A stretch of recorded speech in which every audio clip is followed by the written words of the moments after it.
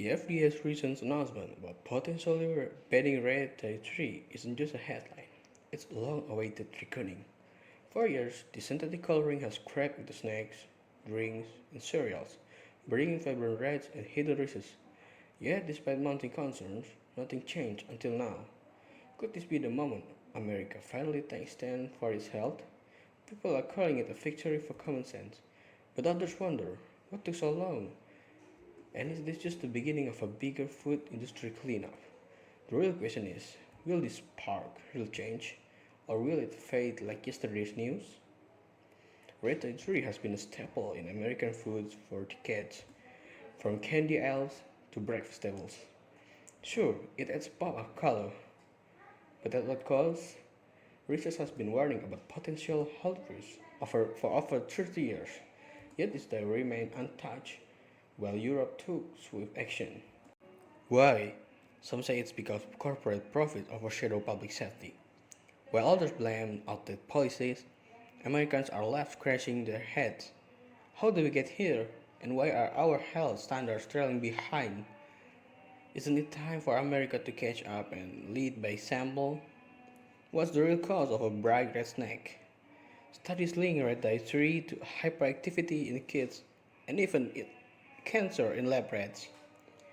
Parents share stories of children turning into whirlwind after a single popsicle. Will scientists warn of danger lurking in these artificial additives? And it's not just kids. Health advocates are sounding alarms about long-term effects on everyone.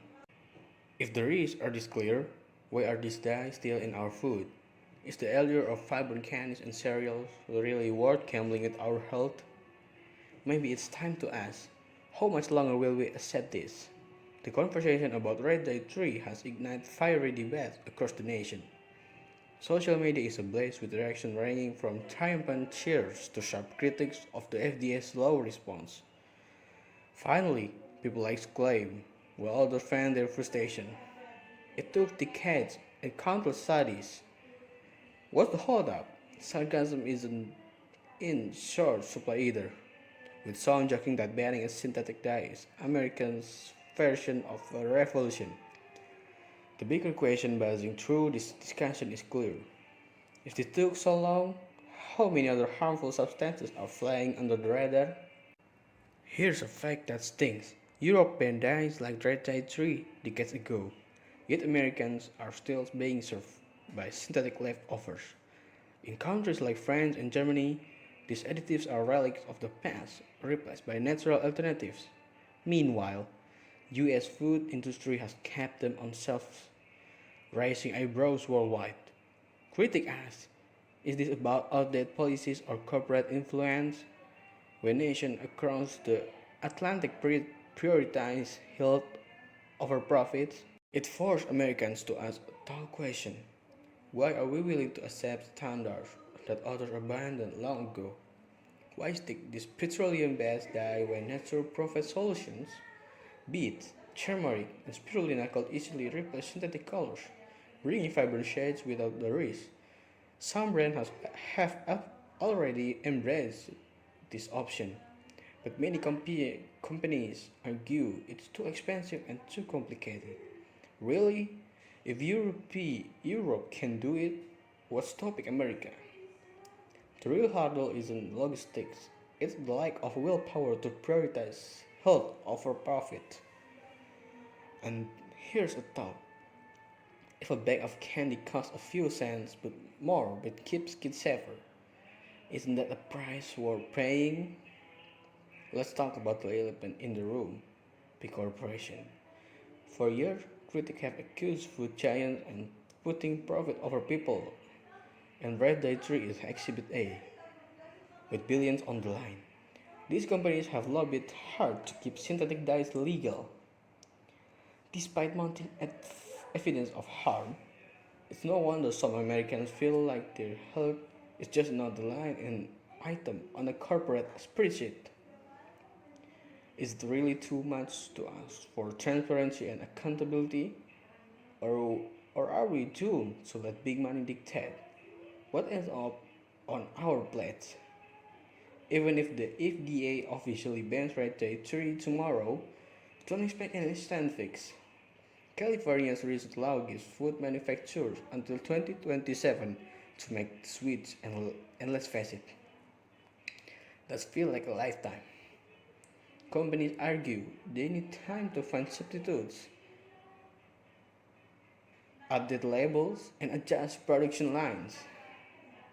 But for many Americans, that sounds like just another excuse to drag their feet. After all, how hard can it be to stop using something that's been flagged as harmful for decades? Isn't it time for bold, immediate action instead of endless delays? Here's the truth, none of this would be happening without the collective voice of the people. From social media outcries to petition and grassroots campaigns, public pressure has forced the FDA to take action after years of inaction. Americans are proving that their voice matters, even against the might of corporate lobbyists. But this raises an important question. What else could we achieve if we keep this momentum going? Could this victory over Red Tide 3 be the first step toward a complete overhaul of our food system? America has always prided itself on being a lane of progress and innovation. Yet when it comes to our food industry, we've lagged behind the curve for far too long. The potential ban of Red Tide 3 is a step in the right direction, but it's just one piece of a much bigger puzzle. If other nations can lead the way in protecting their citizens from harmful additives, why can't we? It's the time to demand better. America deserves healthier food and it's time to stop accepting anything less. The question is, are we ready to finally take control of what we eat or will we continue to let the food industry dictate our choices? There's no ignoring the most vulnerable among us, our kids. Parents everywhere are sharing stories about how a single snack pack with artificial dyes sent their children into a frenzy. It's not just an inconvenience, it's a real concern for many families. The effects of these dyes are more than just a temporary sugar rush. Studies show that they can affect that kids' behavior and development in the long run. Isn't it time to put our children first and remove this harmful additive from the food they love? Reform in the food industry don't happen overnight and this delay has exposed the cracks in the system. As we fight for better food standards, it's clear that corporate interests have held up progress for far too long. The good news, change is in the air, with the growing awareness and pressure from everyday Americans. It's only a matter of time before we see real reform, but the question remains, how long will we wait for the next big change? Will we stand idly by while another crisis brews, or will we demand action now?